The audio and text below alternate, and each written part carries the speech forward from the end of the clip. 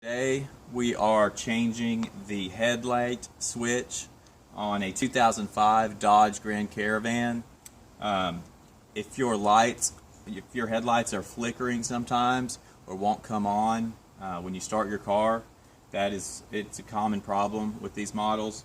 A lot of times it's the headlight switch. So it's a very easy fix and very cheap. So what you do, you start out with this panel right here. There's 3 holes for Phillips head screws. You just unscrew those. I already did that.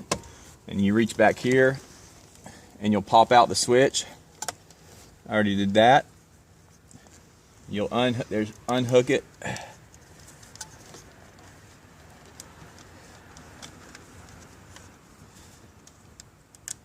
this red tab here you push up and then you press down on the top of it and it pops right off.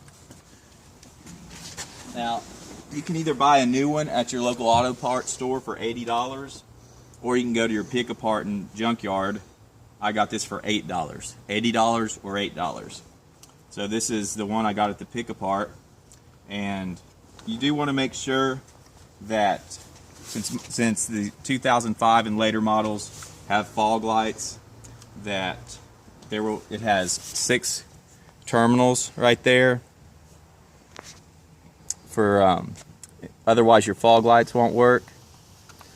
I have an example of an older one, and that's only 5 terminals. That's not what you want. You want the one with 6 terminals. So I take my new headlight switch, or newish, and you just plug it back up. Put that red tab down.